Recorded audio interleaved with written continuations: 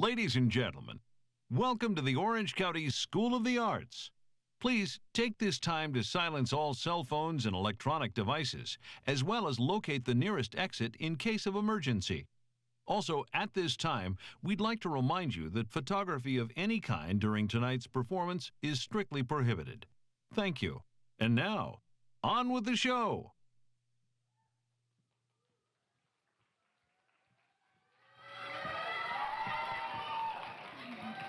Good evening, everyone. My name is Robin Kim. My name is Rachel Choi, and welcome to Beyond Borders. We are so thrilled and excited that you could help join us and celebrate the powerful voices of these young, passionate artists. These dancers, musicians, and poets have worked tirelessly, devoting so much of their time, energy, and passion into this project, and we are just so glad that you could help support them. Over the past couple of months, these inspiring artists have taken on the incredible journey of Beyond Borders and created such a community of collaboration, love, and so much passion, and we are so excited to see their pieces take flight today. So this year's prompt asked us to reclaim gendered barriers. Since we were born, we were handed a script, put into rigid boxes, and told not to cross over these lines. But today is the turning point. We no longer want to be told who we're allowed to become. And as artists, Beyond Borders becomes that discussion, reclamation, and oftentimes a refusal. These last few months, these artists have had the chance to explore how their gender sounds like, looks like, feels like, and weaves into their lives. So as the audience, I implore you guys to have an open mind as you guys watch and look within yourself and see how gender shapes your lives and what scripts you want to hand back. And just a reminder, there's nonprofit booths outside, so please check them out during intermission. Last but definitely not least, we just want to extend the biggest thank you to Mr. Wood, the Creative Writing Conservatory Director. It's just been such an amazing journey to work with and alongside you, and me and Rachel are so grateful to have your support as an amazing mentor of this journey. Now, sit back and watch as this incredible cast goes beyond borders.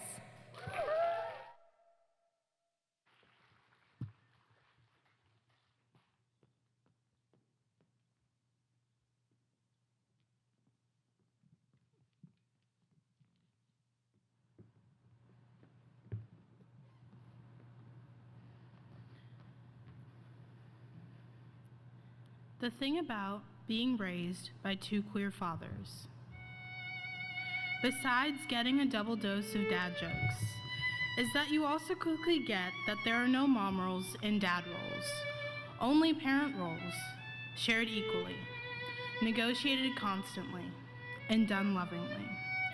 Jobs are non-binary when you have only fathers at home. Father does the laundry, father helps with homework. Father cooks and father cleans. Father decorates for the holidays. Father does the yard work and father can sew. No designated handyman or designated Spider-Man, which is the heroic person in charge of spiders. No gendered division of labor.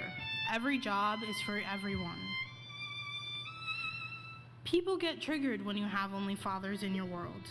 My papa and dad shop with me in the women's section, and they often get stares of disgust, embarrassment, or is it envy? We're never sure. Because dads are not supposed to know girl sizes and girl styles. My papa was the first to do my makeup, and it made some aunties recoil. My dad was the first to take care of my hair. Yes, a white man doing black hair. One time, my dad and I were at a world-class museum, and he took me to the bathroom because I was only 5. Security called the cops on him. Seriously, the world just can't handle 2 dads and no moms. There is nothing missing when you have only fathers in the building. When I had my first period, my fathers were more than prepared after so much reading and 1,000 conversations with all the important women in our lives.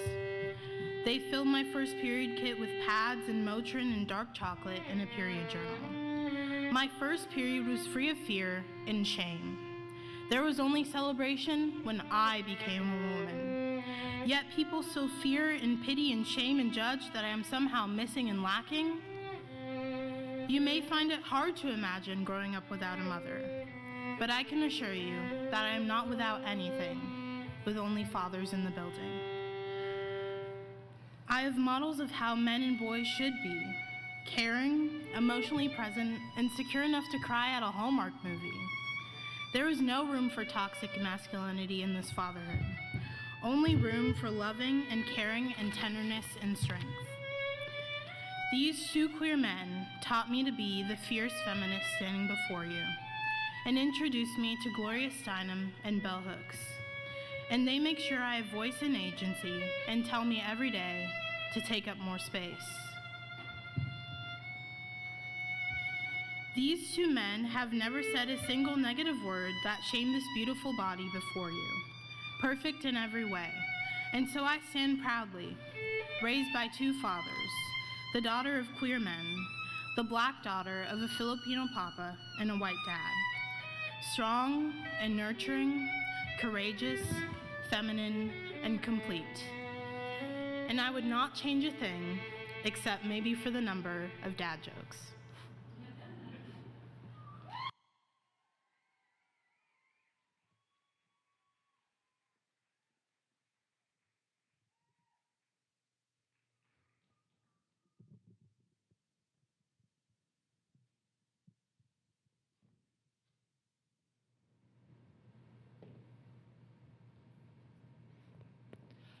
I want that man swagger, that buck-tooth confidence, that brass knuckles, tobacco breath. Like, man, give me a high five. Like, man, shut up. Like, man, know it all. Like, man up, man power. Want that man ease. Chest bumps on Sundays. Gym shorts for 10 days. That's cool. Interrupt and yell and shout. No rules. Mustang drive, motorcycle lies. Man's pride is always right. Man voice like rumbling ocean. I want to be the only one heard in the sea. I want that man anger, that lust for fight. I want hot iron sting in my veins, dirt-stained hands. Man got it all. Should have seen my grandpa calling the cards, manning the table with a stone smile on his face, flipping decks like it was easy as breathing. We sat there, gambling pink-tinged chips for more, ignoring the smoky rings in the air, cigarette butts littered like bullets near my chair. The distraction of play betrayed any display of sickness, but our lungs were drowned with laughter. Jokes ran faster before our hands could steal a second of steadiness. The game always ended with him losing, gracious in his defeat. The chip split between all of us, spent on Pepsis that stung my throat with sugar. He never taught me his card tricks, kept them close to his heart, but instead he would take me out for hours on dirt roads, spinning on his faded motorbike. Taiwan's trees singing to him as we passed by. His voice gentle as tumbleweeds. The men in my life wore their masculinity with grace. Quiet as worn out pockets, empty from giving so much of themselves, cut the middleman between joy and rage, and the only thing left is love. Tough love, love like rooster cries, love with lopsided edges, man-made love. Imperfect, but standing, beating and beating until it can't.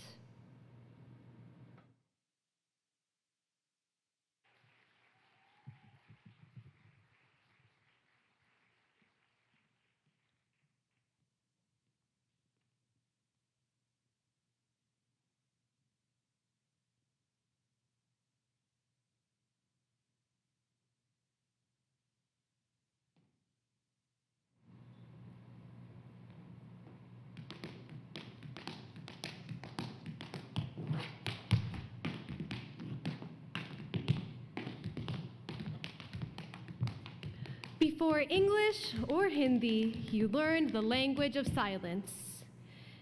Your mother's tongue, your mother's mother's tongue, the sacred language of all the women who lived before you. First, purse your lips into a nice thin line. Take a needle bloodied with generations past, threaded with a long list of what it means to be a woman, and stitch tightly, over, under, until bitter metallic sears your skin and words are merely a memory. You learn that smiling and nodding are second nature as watchful eyes monitor your every move. Reading the room is a means for survival. You know how far you can push and how much you can get away with. The only times the seams unravel is over a cup of chai with your friends, not because their presence is comforting, but because the warmth soothes your throat, washing away years of neglect. They say that loose lips may sink ships. What they don't know is that tightened lips spill secrets in the moments they are free.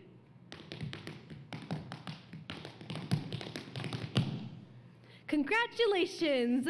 After meeting a bunch of incompetent men and their mothers who want a traditional wife, you finally settled for the 30-year-old mama's boy with a feisty temper. Truly a match made in heaven. Your vibrant lenga catches everyone's attention as you sit atop your throne, showered in love and compliments. Congratulations! For once, you are seen and heard, but not for the woman you are. There's only room for one accomplished person in your world, so let the hard-earned bachelor's degree collect dust in the drawers and become the perfect Indian woman the world wants you to be. Pro tip, don't forget to smile on your wedding day. Or don't, they'll talk about you either way.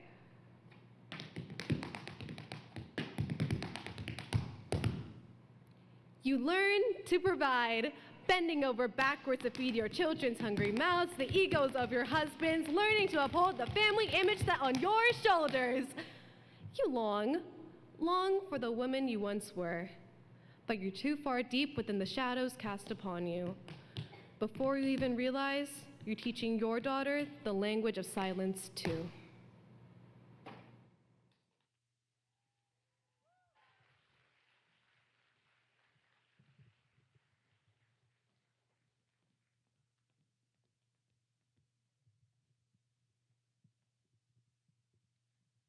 Women in male fields. Rooms filled with ties and broken balances, black suits, white complexions, a field of men, a field for men. Women in male fields protecting their identity like a child, their innocence, hide beneath the light to let men shine, work twice as hard, fall twice as behind. Women in male fields hashtagged on screens, ignoring the real screams, the screams muffled by the working man with his wage loud and high.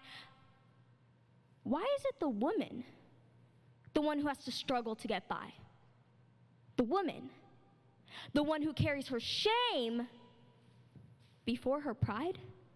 Women in male fields, their history written on pages, but not by them, their side of the story neglected, the pen snatched out of their hands, ink only read with white perception made with white praise, white hands. Male in a woman's field, noticed, named, not overlooked. I'm sold.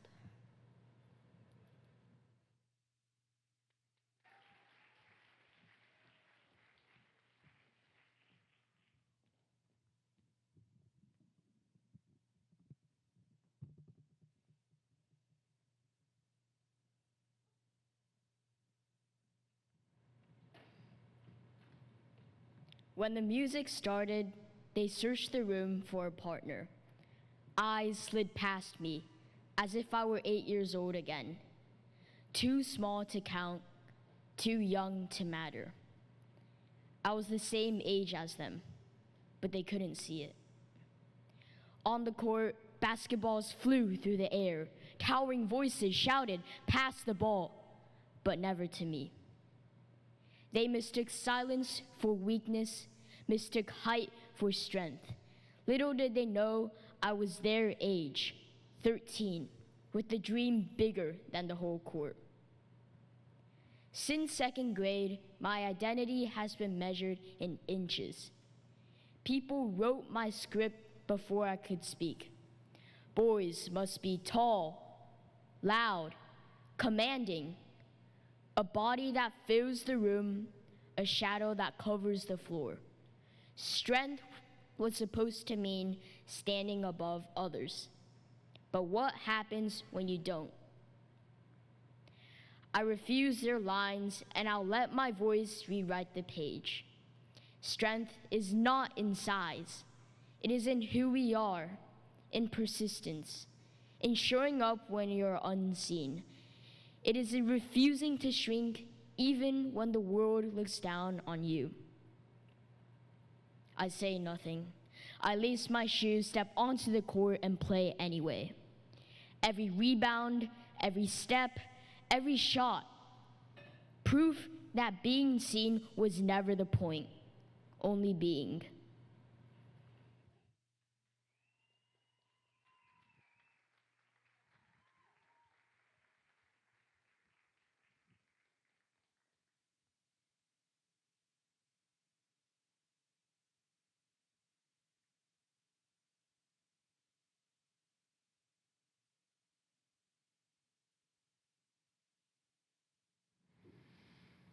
I think you are confused, hurt, depressed, anxious, and easily persuaded. You have chosen a label, this identity of fable for I know you. I know you. You are my daughter. Hi, I'm your father. You always wanted a son. I don't understand. You have one right in front of you. When will you open your eyes and see I am he? You were born with a name, meaning beauty and grace. You are the same. Nothing has changed. People age. I have changed. I am not who you thought. This mindset was built in, not taught. You think you know everything. You know everything, don't you? Pretty mind, you are one of a kind. My daughter, my spawn. I love you because you are part of me. You love her. You love the image you created of me in the womb. I have woken up at home. I am not her. You claim a sense of relatability, yet I remain alone. You have chosen this path. You have chosen to deviate. You have chosen to be this thing. You are not that thing. Stop lying to yourself and accept the fact. Hypocrisy at its finest. You think you know everything. I don't owe you anything. I'm a person you made the choice to love.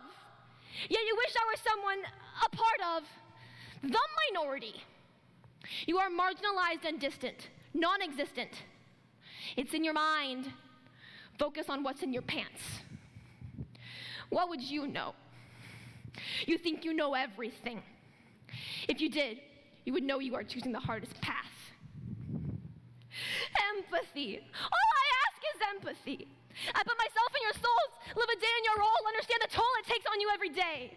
And yet you won't take a minute to imagine life is different and difficult as mine. You are leaving us. We are the bad guys you will soon despise, all for what we have provided. And for what? The need for a mask? I am masculine. You are a girl. You are. I am what? Your father. And you are my daughter. Always.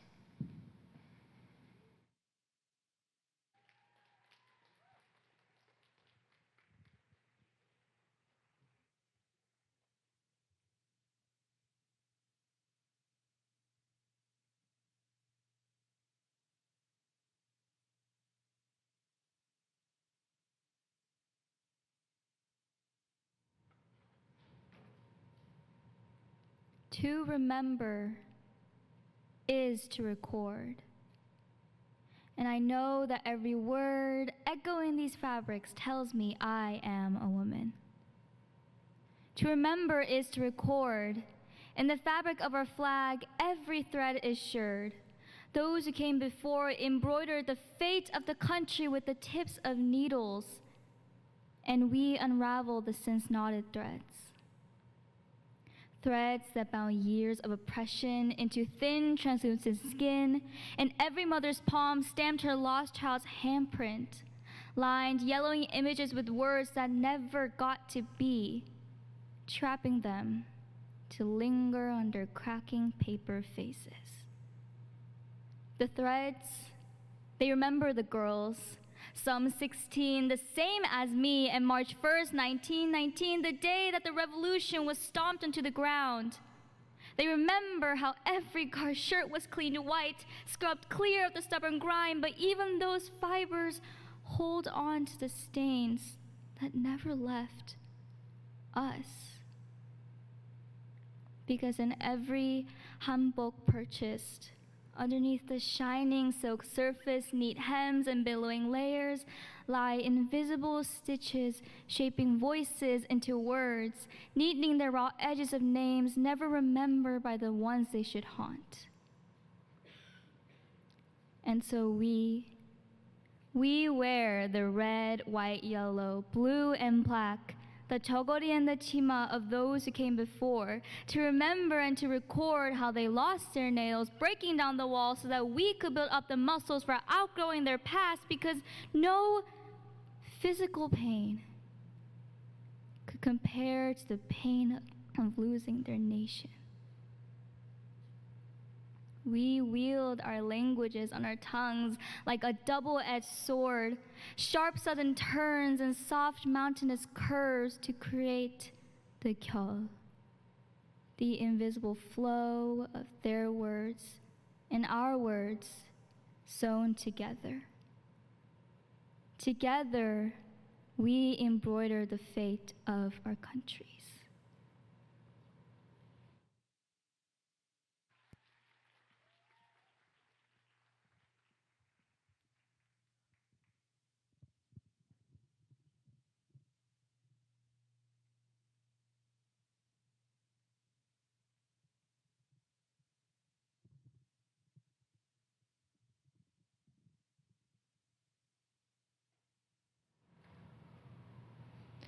Dear Mom,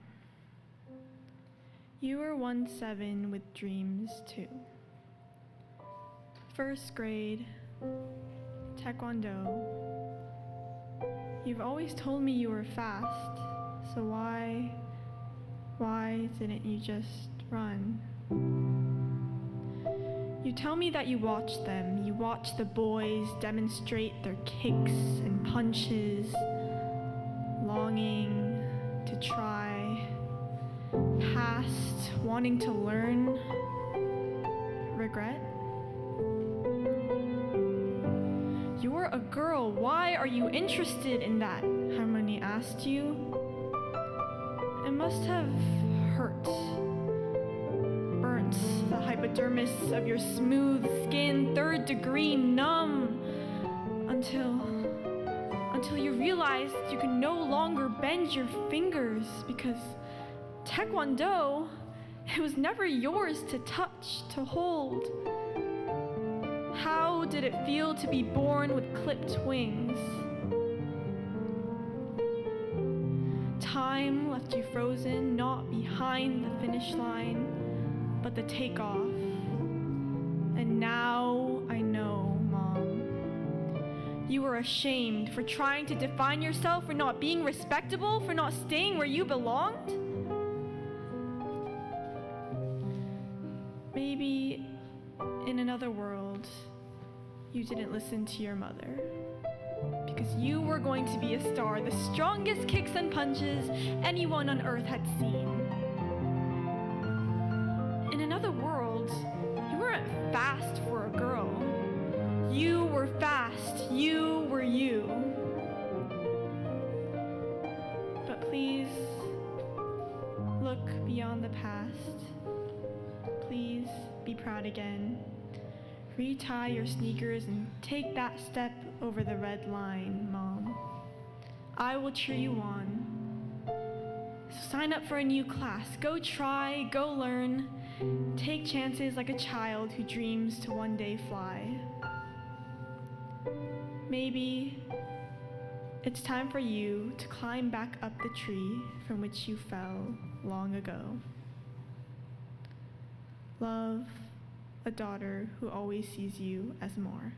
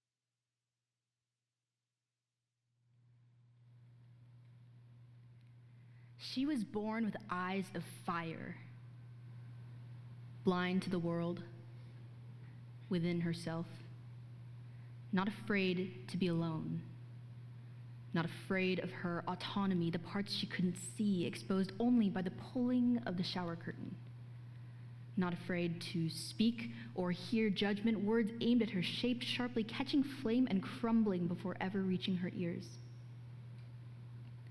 Unapologetic.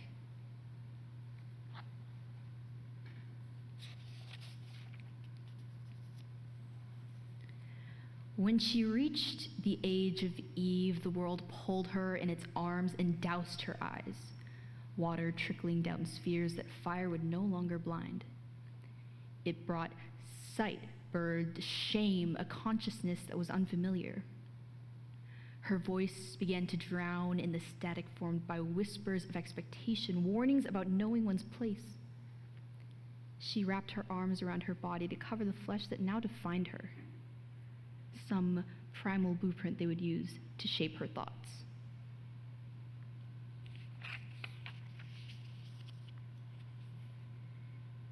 Maybe she listens to the words sculpted for her mold, puts her spoon down, carves holes in her stomach, hoping to be as small as they envision. Maybe she stops fighting so hard, retracts her heavy kick, afraid of others watching, lets her voice fade into another monotonous petal layered in a dried-up dandelion, too small for kindling. Maybe she never cries.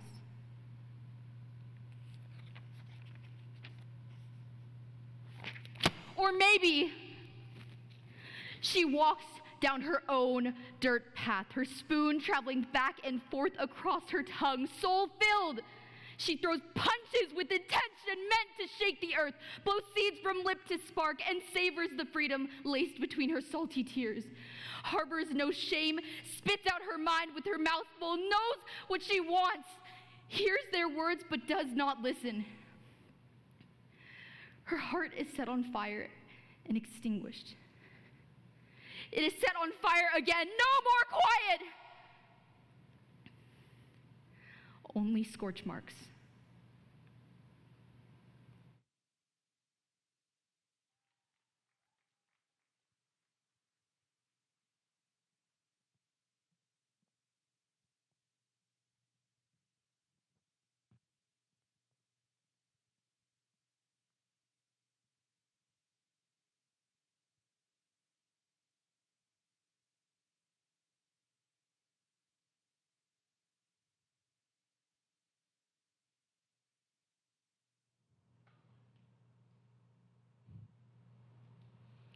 I remember sinking into the sofa, legs curled, arms loose, the cushions protecting me in their warmth. Wide as sunlight, free as my own small world. One glance from a relative and that world soon collapsed. Sit like a lady, cross your legs, smooth your skirt, don't take up space. Like my worth was in my posture, not in thought. Like folding myself small could make me pretty. At the age of 7, I was told I had a bold personality, bright as morning, hopeful as a shooting star. 7 years old, but still asking questions, building stories in the air, laughing too loud, running too fast. My curiosity was a wildfire that hadn't learned shame yet. I thought the world wanted light from me. I didn't realize all it wanted was silence. Sit like a lady. Be quiet. Don't try and talk too loud. Why let your voice echo? When silence is pretty, silence is safe.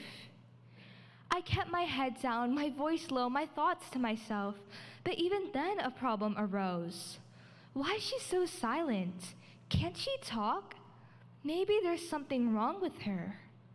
That's the problem. There's always something wrong. No matter how hard you try, no matter how well you listen, there is always something wrong. The same voice they shushed was the one they criticized for disappearing. Too much, too loud, too quiet, yet still never enough. Sit like a lady. Why do you look so tired? Why do you look so sad? What have you tried fixing your hair, your face, yourself? No matter the turmoil inside, your face is what others saw. No one looked past the mirror. No one saw the late nights spent studying, the hours typing lines of code, the ache in my fingers from the strings of a guitar. No, what others saw was the time in the morning spent curling my hair, putting mascara on my lashes, perfecting my smile. All for what? All to be pleasing to the eyes. Beauty first, bravery last, as if my reflection mattered more than my heart, more than my mind, more than myself. But what if I'm done shrinking? I'm done being quiet. What if I uncrossed my legs and took back the voice they said wasn't mine?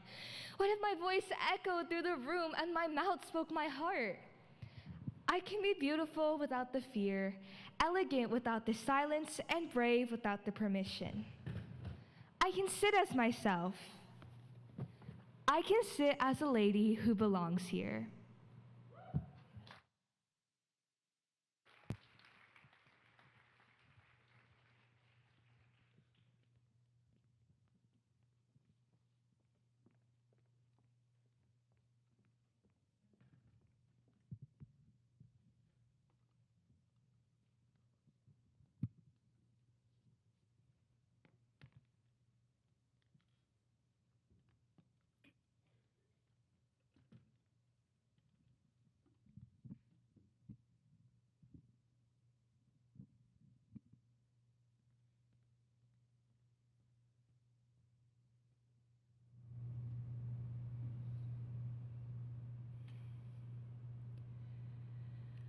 I am 11 when they gather us in a gymnasium dressed as spring.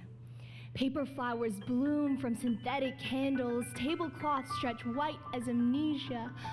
We arrive in pairs, daughters tethered to mothers like echoes tied to origins. The hats are ceremonial. Mine pink, crowned with silk peonies that shuddered when I breathed, hers wide-brimmed.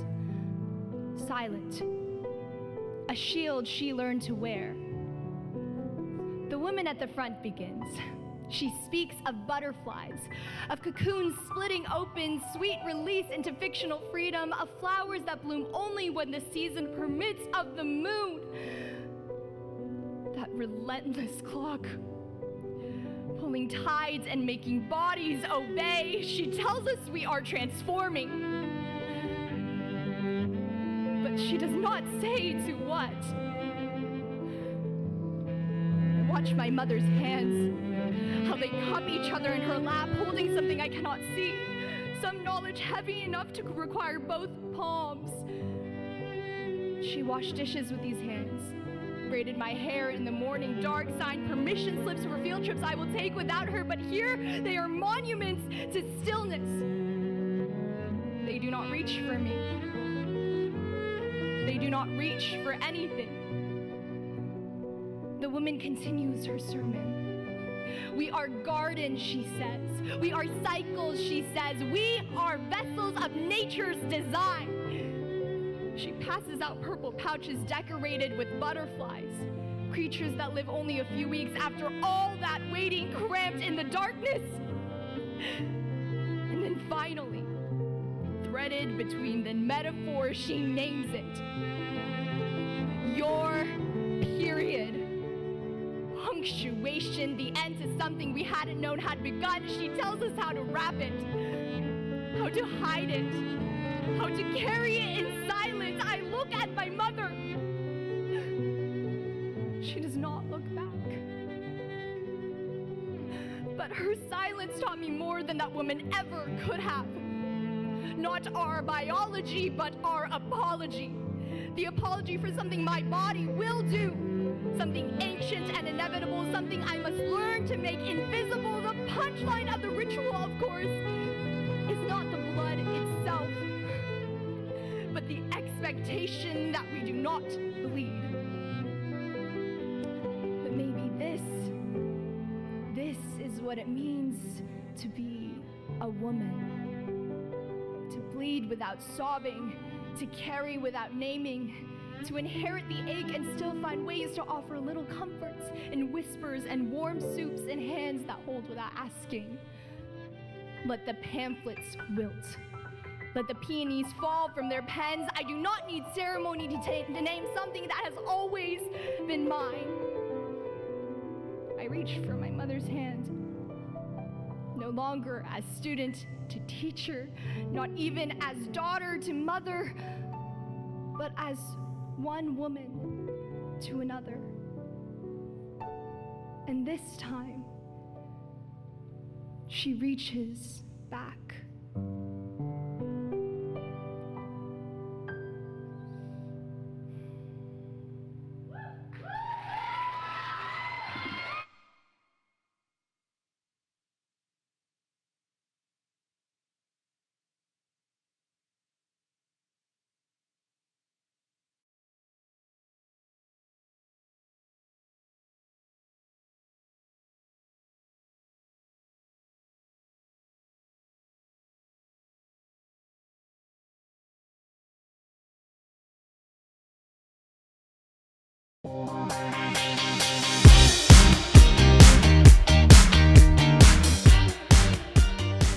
Hi, my name is Logan Macy, and I'm a junior in commercial dance. I'm Hayden Yu. I'm in 10th grade, and I'm in commercial dance. I'm Ronit Troy, 12th grade. I am Jay. I'm Oscar Aragon, 11th grade. I am Jay. My name is Helena Donato Sapp. I am a junior, and I'm in creative writing. So this is Beyond Borders, is that right? Yes, this is Beyond Borders. What is Beyond Borders? Beyond Borders is a collaborative cross-conservatory show where students use spoken word, dance, and song to explore these different narratives. This year the theme is exploring gender roles, so that's going to be like a recurring theme throughout the show.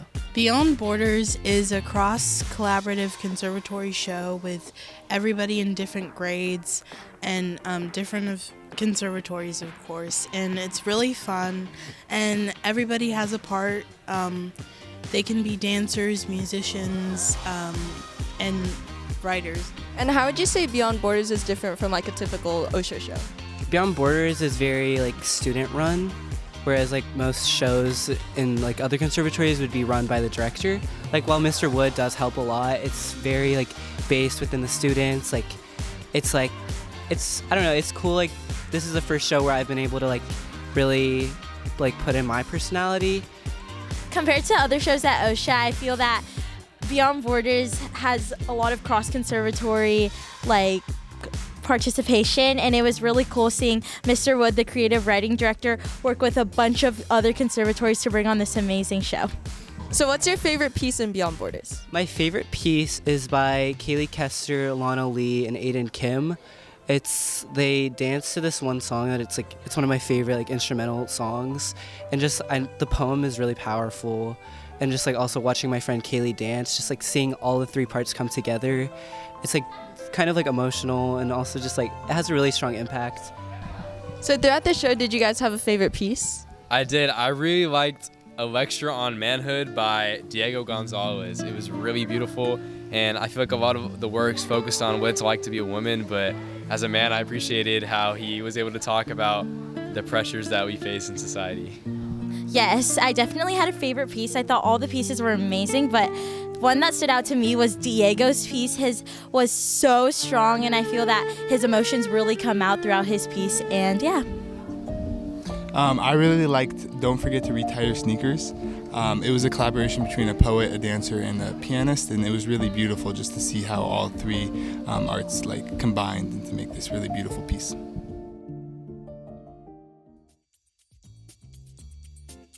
Hi, I'm Tamia, and I'm currently a third year at UCSD. Hi, I'm Paige, and I'm a senior in creative writing at OCSA. MASC stands for Multiracial Americans of Southern California. We're a 501c3 nonprofit dedicated to building spaces for the multiracial community in Orange County and beyond. We host events, open mics, and we create community spaces where people can come together and express their own experiences and kind of find community amongst shared experiences with others. I joined after I was exposed to MASC during a Groundswell conference called Walk in My Shoes, my senior year of high school. I really enjoyed their talk, and I kind of thought like The concept of a multiracial nonprofit in specific was really unique because I had never seen anything like that before, and my own experiences as a multiracial person growing up in Orange County really drew me to the fact that there was community behind my experience. And when I attended one of their events, I really felt that. I felt really at home, and so I knew I had to try to apply and get it. Yeah, I'm multiracial myself as well, and I just found that it was a really great community to join, and I really admire all the work they're doing, and I'm proud to be part of it and be able to engage with it. Community is always out there. It'll be where you least expect it. And also I learned a lot of event planning skills that I will definitely be taking with me in the future.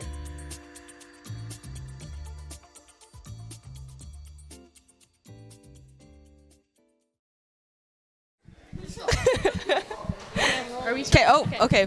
So welcome to Saturday Night Live. Today we're here with Marina Pitt. And today Marina will be showing us how to make a deck of soda. Yeah. Take it away. So the first step is you're going to need a cup. I'm going to find a cup right now. Can I get a cup? Thank you. So preferably you'd be wearing gloves, but we don't really do that here a lot of the time. So, and I also didn't put my hair back. So there's Don't say that. Don't say that. We're putting this on full blast. I think we started this last year when DECA was originated, so 2024. And how's it working back here with everyone? It's a little rough sometimes. We bump bodies a lot because it's a small area. You just have to be like skinny queen. Yeah, exactly. And honestly, it's kind of like a bonding experience. So I enjoy it. Buy from DECA because you get a cute person to make it for you. So period. So obviously there's a lot of different aspects to Beyond Borders. What role did you play?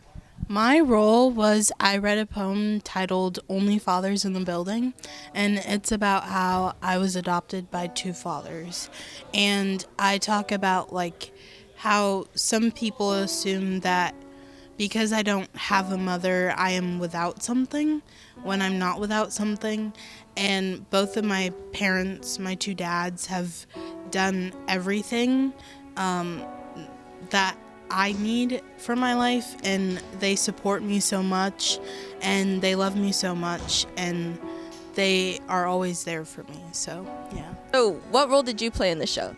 I'm a dancer in the show, so I'm dancing with another poet. I'm dancing with Rhea, and she's in Migrate, and she's in VA. So it's really cool how she's not in creative writing, but she's also a poet. So for our act is actually, it has no poet. So we had a dancer and music. And what we did was we started meeting around like November-ish in the web just to like get our song down and rehearse. And then since then it was a lot of like, because it was hard to coordinate with our dancer, but like as a band we all know each other really well. So we would come together and like rehearse at someone's house, get the song down, and then once it was time for tech, that's when we really put everything together with the dance.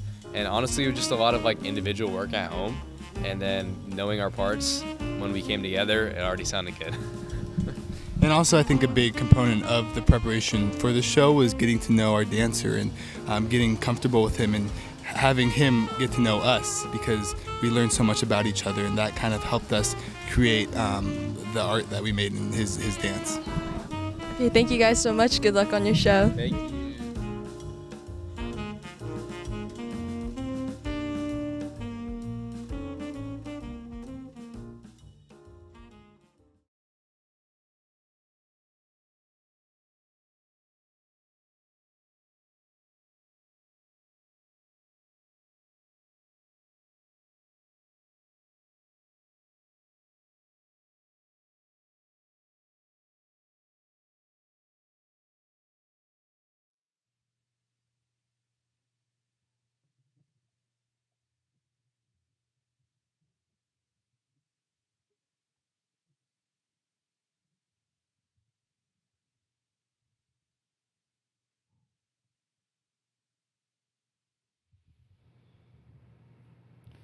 Gender is a performance, a presentation, outward expression turned internal on the self. The stage lights burned their unblinking eyes, but I continued the show because everybody is watching. I wasn't meant to be perceived, never an actor or an object, just a person. The audience never even cared to know. The body is a vessel, so pretty young child, put on your makeup because all the world's a stage, and I have a role to play, I know. And I'm almost off book. The playwright's hand is the word of God, and I will follow it. I'll find beauty amidst the cardboard scenery, under the painted faces lit by a paper moon. But you never tried, never even pretended to try. Left the dresses untouched and the makeup on the bathroom counter, and the long hair and the cheap earrings were never enough. I know, but I have it within me. Where did it go? What's left of it? Just the femininity I let fester and rot.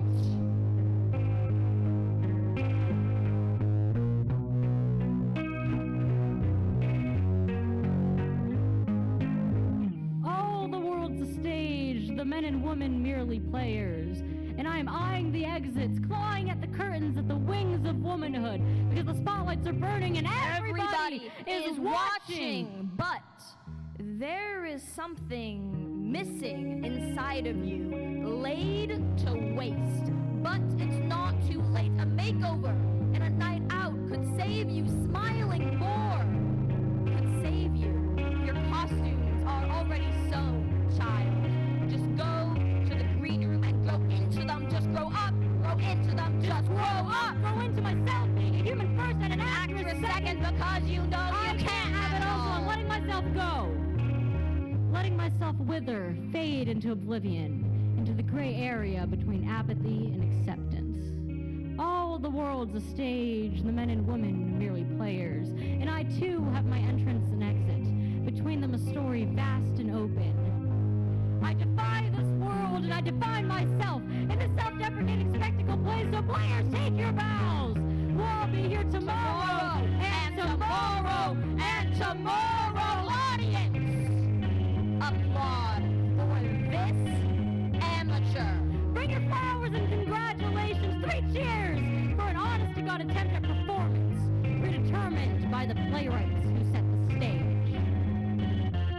Audience, actors alike, give it up for an honest-to-God attempt at womanhood.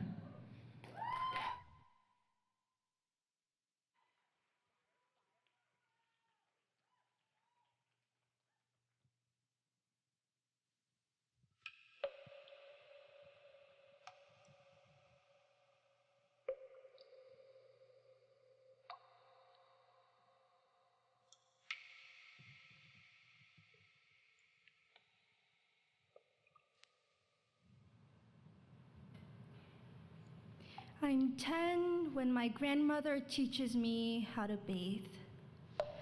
We face each other on the stone floor of the sauna, having carried buckets of hot water from the faucets, swinging in a pendulum to our footsteps.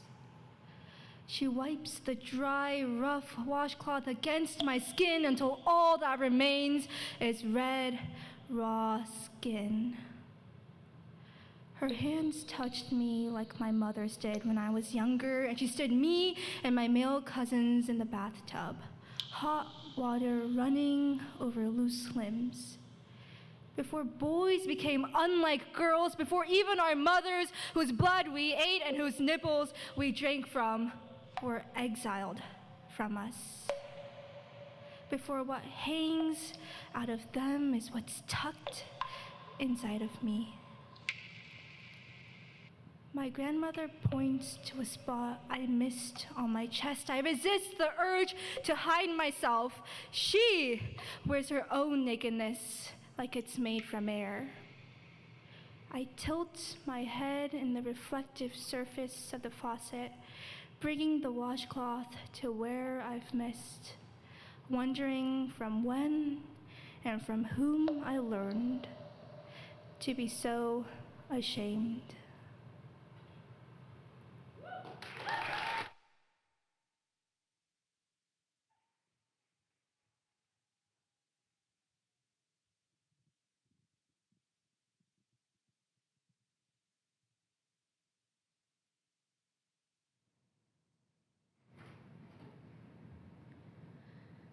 Let it be known, sweetness is how the warning arrives.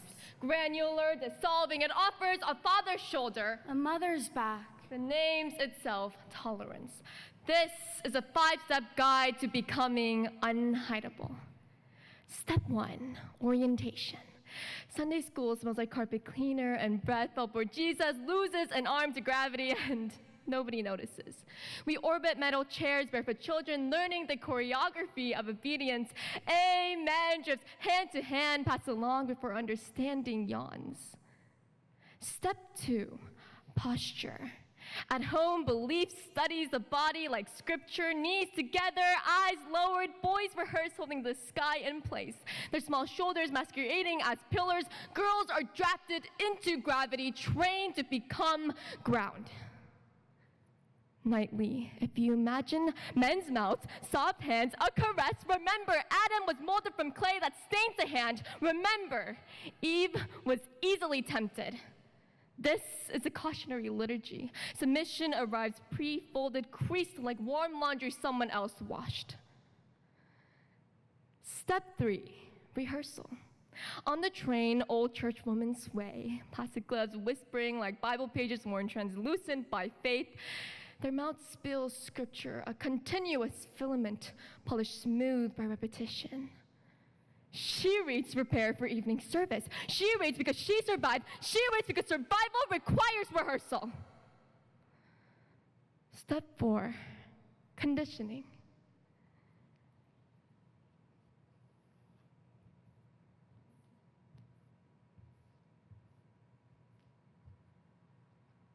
Boys learn too, how fear dresses itself as authority, tailored and certain, how love, how tenderness remains unnamed, a secret organ, how love, that holy syllable, is rewritten to mean endurance instead of shelter.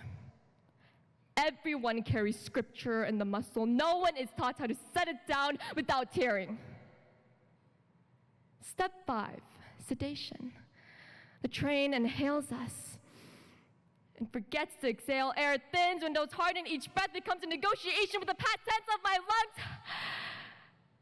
My small shoulders curl inward, a cathedral of fear, because we learned obedience is worship, and holy means you do not ask for oxygen unless someone else offers it first.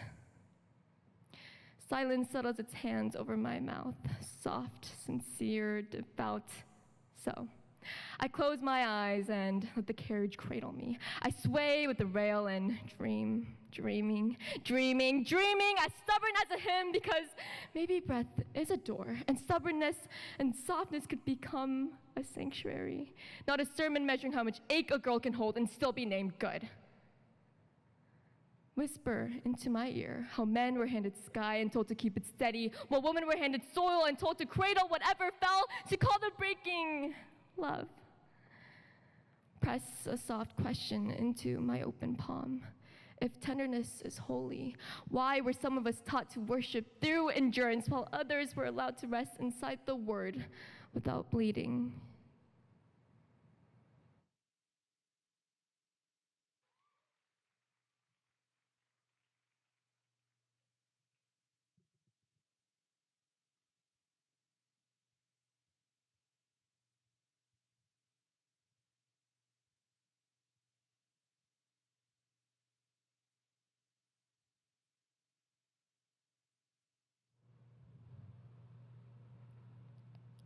Dear cupcakes, rainbows, and unicorns. Blinded by your sweetness, happiness, and innocence, I didn't mind you at first. You were written for me before I learned to know. As you were told a joke, I listened to the grain of truth with a pinch of salt. You showed me everything conventionally girly about myself, so I replied by fault. The woman in my house. The aunties would gossip until their mouths felt numb, judge each other's dresses just to tell someone, wear their heavy lehengas and lavish jewelry to laugh with men. Men would laugh at what we say until I walked away. I wanted to talk about my world, seeming so similar to theirs. Cars, mechanics, engineering, politics, to which they replied, "That's so cute." My armor kept on shrinking and straining into my skin, tight, yet safe to hide. I used to judge the woman for the endless hum, wondering when that moment of solitude would ever come. Oh, but it did. Their hopes kept for a quiet place. A single uninterrupted thought kept away and packed into a box and turned it black and white. So dear cupcakes, rainbows, and unicorns, I believed you were a joke, a simple lie. But you're an unspoken truth, a promise of a life that isn't real. And I saw their faces, and I saw my own. My world wasn't so different from theirs. We were both trying to find a home in a gendered box, in black and white. I've learned to be the color illustrating a world written before I've learned to know.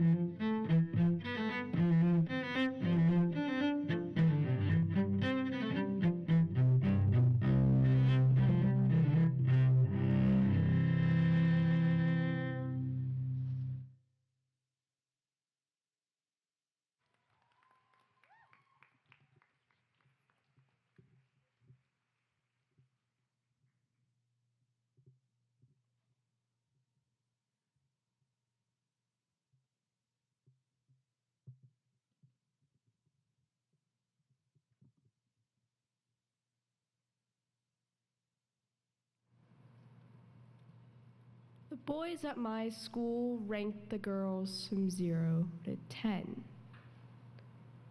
A 0 was the worst, of course. Means they don't even recognize us, don't want to waste time thinking about us, but we should be grateful for being on the list at all. But not many girls got 0s, so realistically, a 1 was lowest. A 1 meant you're too much of something, too skinny, too curvy, too poor, too shy, or too opinionated. Sometimes the rankings made no sense. The girls with higher numbers pretend to be upset their friends to appreciate, but we knew by their condescending looks The way they said, "Boys will be boys," and came to school the next day with an extra spritz of perfume in their hair. The boys put us into database. It's funny how quickly we turn into binary, into zeros and ones, sometimes even twos, threes, and fours. You're more fortunate. It's easy, they say. Once rated, girls filter into groups by product description. Then the boys don't have to deal with your obnoxious presence, scalding laugh, and oily skin if they don't want to. The boys assort themselves into their own line, and the first luckiest, of course.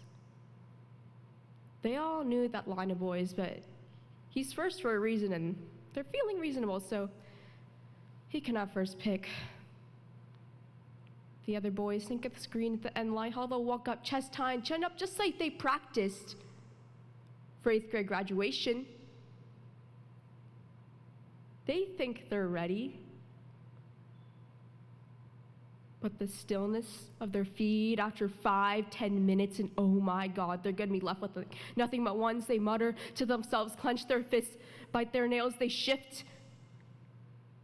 They squeal and grunt, slipping in on a line, dress shirts getting sweat stained by t-shirts of boys back trying to weasel away the front. The cuffs of our jackets bunch up on the arms, edges darkening with layers of sweat, grease, oil. They crane their heads over the shoulders, gripping collars to hoist themselves up for a better view. What's taking so damn long? And they all stare at the first boy. He's lanky, and even from this distance, they can see his huge pair of glasses. In the glare of the screen, the crook in his nose shines, and everyone can tell his right eye is bigger than his left. The boys consider this. The corners of their mouth lift and twitch ever so slightly. I mean, all it would take is a good shove or a kick to the shin. He's small, and what's he gonna do about it? And for the first time, they turn to each other, talk about how easy it would be, how quickly they could do it. And through the cacophony of shouting, the first boy stands perfectly still. His hand hovers over the screen, unmoving. The boys grow silent, staring at his small silhouette, bathed in the unnatural glow. "Just pick one," someone hollers. "Leave some for the rest of us," and says the boy stammers. I can't. Silence takes over the crowd. I wanted a 10. Everyone knows there's no such thing as a 10.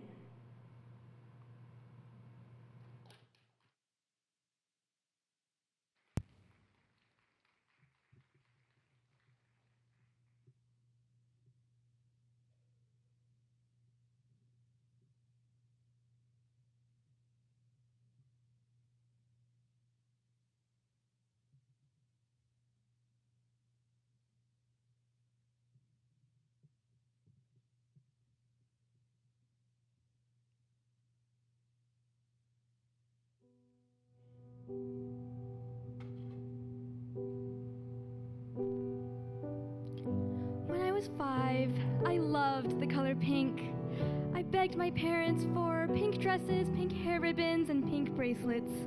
The pink crayon was the first to turn short and stubby, doodled fiercely across the pink page because pink was the prettiest color I had ever seen. But too soon, at the ripe old age of 10, I made my verdict. Pink was guilty. Guilty of holding me back, guilty of being weak, stupid, girly. She screamed and sobbed as I forced her away, turning my back and blocking out her screams, clinging and grasping and holding my hair, my clothes, my hands, choking as she whispered, "Why? What have I done?" They cut her to pieces, shreds of pink blood and skin and tiaras, molded her into a gun before holding her to my head. And all I knew was that the girls in the books and movies were strong and smart and beautiful and never wore dresses, hated pink. Whenever she was brought up, my friends and I all agreed pink was for little girls. She had no place with us, no place in our society of powerful, intelligent men and women.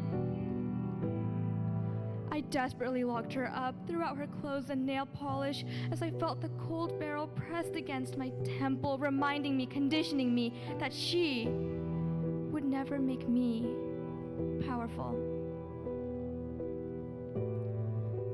I wrapped my hands around the trigger,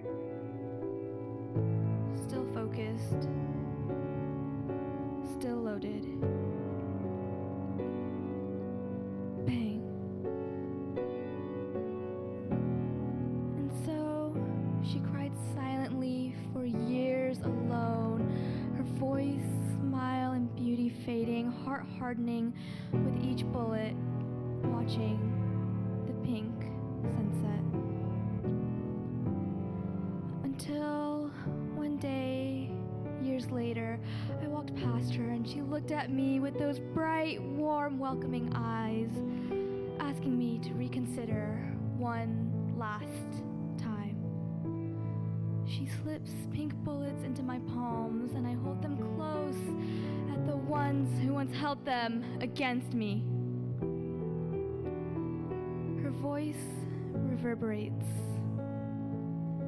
whispering, "Dare to love pink."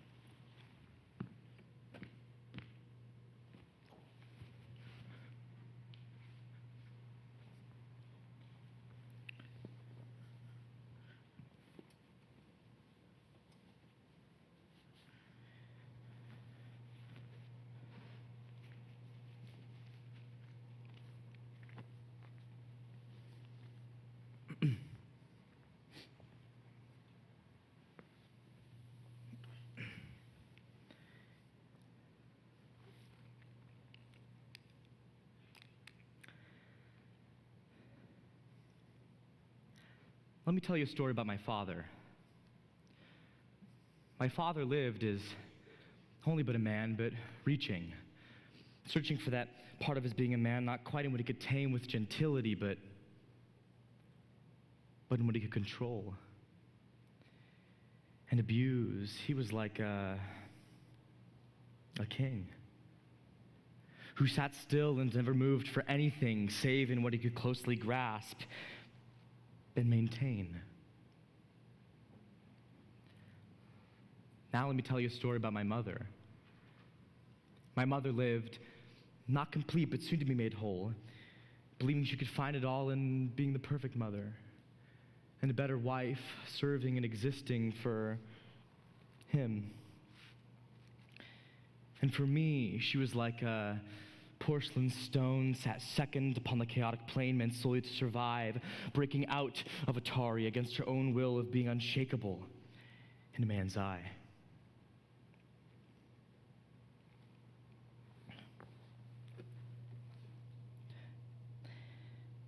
My father says I ought to be a man.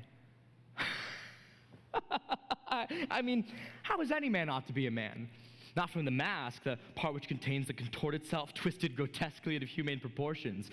Not from the contradictions, the parts which are something else bent into the form of a man. No. The real man comes from him.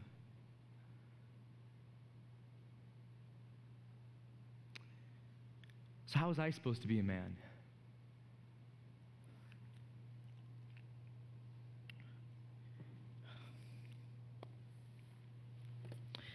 So my mother lived.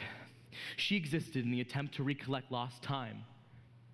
It is difficult to defend, to sacrifice when little substance will allow, and there are no stones, no liberties with which you can set yourself free when the game is only 5 years long and running out of time, trapped amongst your own will, being played against your own game. She never knew how to play, but what would anyone else have done in her place? She was but a child, played and so my father lived. He existed in the attempt to recollect his manhood, to be a man. But he lived without the parts with which he wished to make one whole, and he made neither of us whole, for there was nothing he couldn't capture, placing rooks among pawns, turning a house into a board divided, beating black and white the pieces he couldn't take, the queen that would kneel, standing on the rooftops in the dead of night in shining armor. For what was she but the beast he was meant to save, not destroy?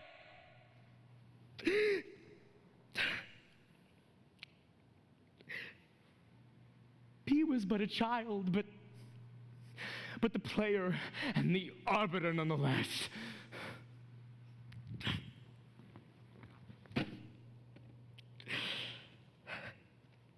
Dad, you say I ought to be a man.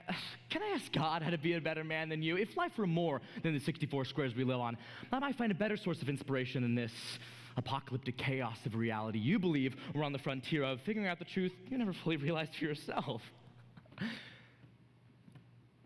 Dad, what grounds do I lose by being a man like you? What pieces of mine have I lost? Or maybe then being a man is having no pieces at all, no stones, no territories. Dad, who do I love? Who do I hurt by being a man under your influence? The woman I wish not to lose? Maybe then I wish not to love at all. Terrified at night, I seek not to be the man my father once was. They ask how I was supposed to be a man. Well, I'll show you how. Look there, on the blackboard, whiteboard, the figures and shapes I draw for you.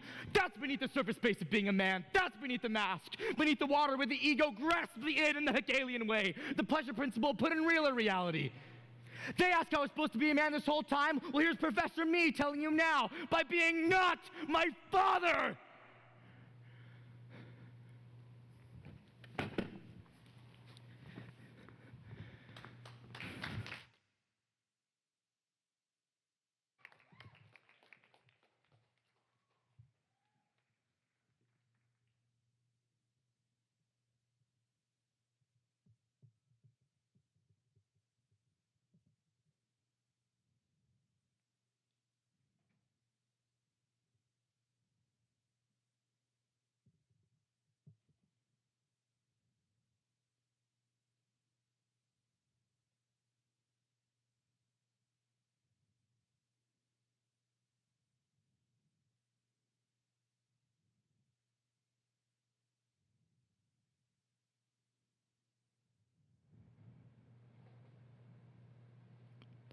Yang, divine blood, ground with sacrifice, hope and youth, pounded to dust. They burned their red close to the ground, the fierce red gleaming in the sun. They touched meals of art and took our fairest hairs, for what they were told, woman could never be a man. Our strength was theirs, cooking, ironing, straightening their red ties. They never questioned war. Steel wards in the morning, be better. Our faces were buried with sweat-soaked coats and leather bags, expected clean by night. And silently, we accepted, survived. Yin, we never cried for mercy. We learned silence like a prayer, learned to glow without heat. The moon, luminous, they said, waiting on the sun. The ghost still spoke. The burden is yours. We tolerated curses. We sacrificed, loaded guns, and marched forward. Our faces creased with the grease of your hands. An answer of an honor. Words that never shined. A century later, the lie still wears the same face. Yin and yang, we don't accept the final answer. Take conformity out of our ears. You can't choose for us. Not your mothers, not your bills, not your wards, just as tradition. We can work. We already do. You tied us into parchment-sized pockets you can carry. Now we stretch our legs. How can you walk when half your world is taught to bend? Smaller, quieter, easier to swallow. If we are to be stitched, stitch us together in equal measure. Red and blue, yin and yang. The colors bleed. They always have. We'll march our own way. This time, we stand for what we choose.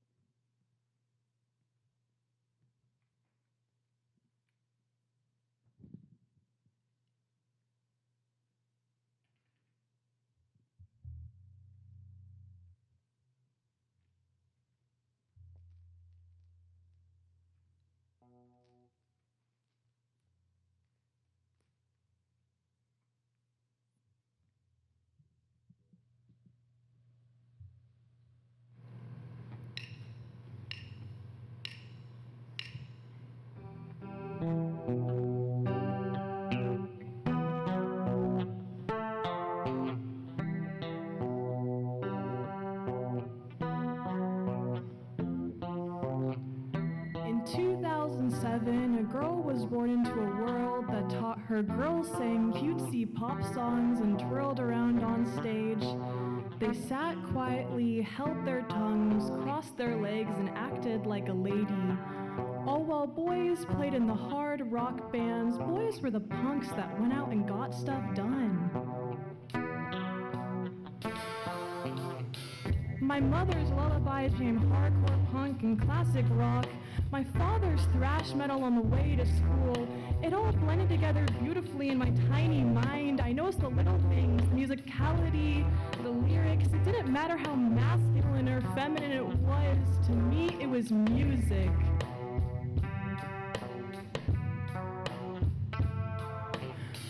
But in 2013, when my grandmother came from deep in the heart of Texas, I got up on tables and sang and danced to songs about exiting night and entering light, but that seemed to scare her. So she shut it down. She told me to sit down. She told me to act like a lady. It took me till 2023 to finally pick up bass, taught by media and society and those that loom over our backs, to cover up my boyish music, my boyish taste, to cover up my boyishness like a bad tattoo. It took me till 15 years old to even go to my first show. I began to believe I was a hopeless weird girl caught between two worlds. But in the 90s, weird girls like me revolutionized the scene and revolutionized my high school mind. Shredding the past of men and creating a paved future of screaming, rather rioting. We became Miss World rebel girls with a partial of shrieks that put the men's incapabilities to shame. Like Kim Gordon states, men stink. Doesn't matter whether you're all pink and no makeup or full white face with a buzzed head that only have one word to say to you. Poser. But I was taught that maybe that's okay. An idea like that was enough to stick in a young high schooler's mind like an amoeba. The year is now 2026, and that girl is now the most ladylike of them all. She twirls around on stage, almost slapping bass, slapping the men who dare to tell her right from wrong. She started a riot. She gets up on tables and screams to the world her opinion, drowning out the men who try to tell her right from wrong. Taught by the women that came before her, remember that femininity, that acting like a lady is to be strong, liberated, the freest version of her soul, which she projects the projection of a lady.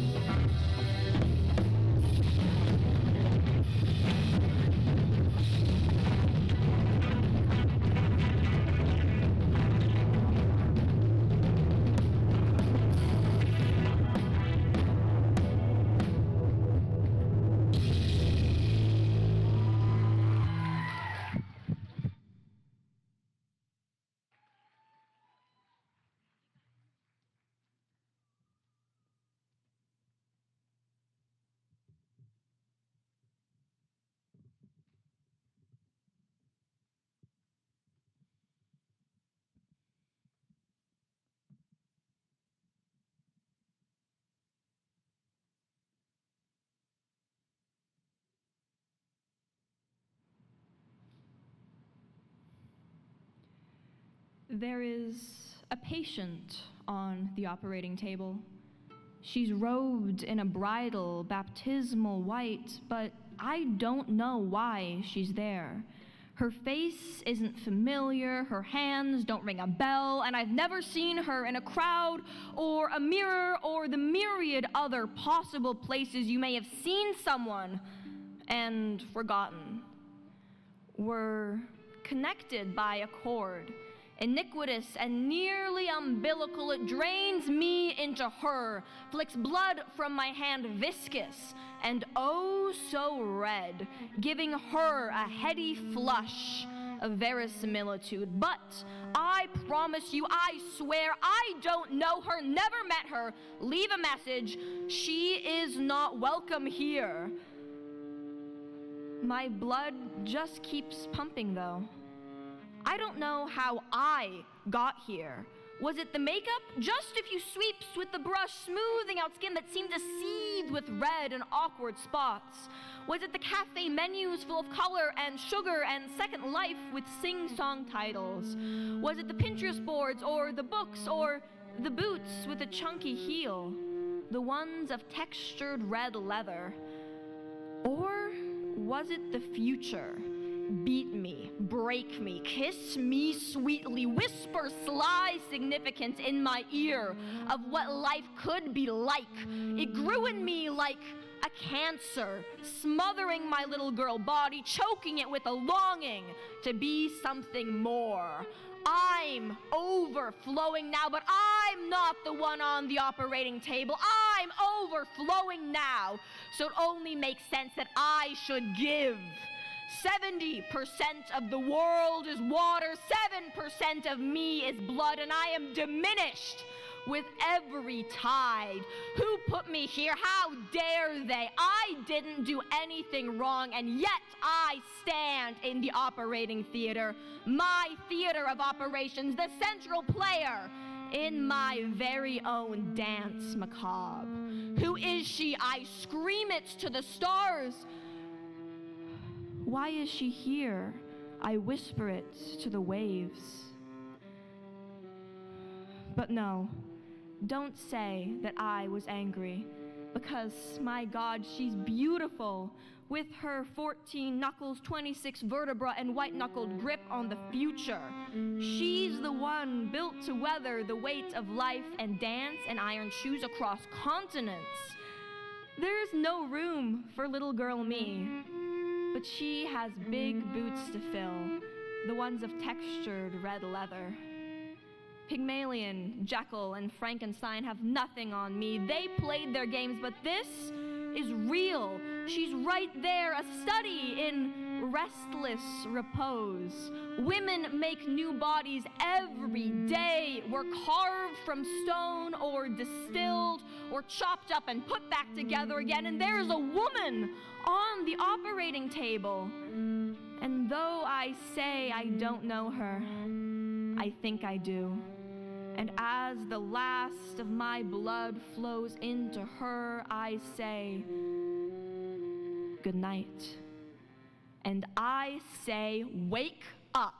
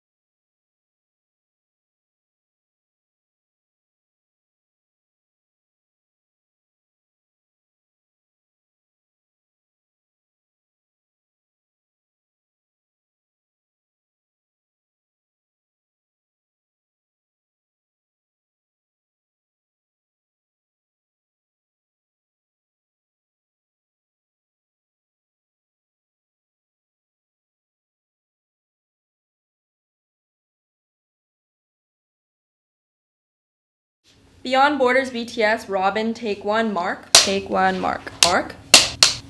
Mark. Alright, thank you, Slade. Welcome to Beyond Borders! Beyond Borders is a cross-conservatory collaboration. A set of students from every conservatory who wants to be involved volunteers their time based on a poetic prompt. This year it was Beyond Gender. So the poets write something on that, pair up with musicians and dancers, and those different artists bring their skills to the piece, and then they bring it to life, and then we combine them all into like a narrative arc.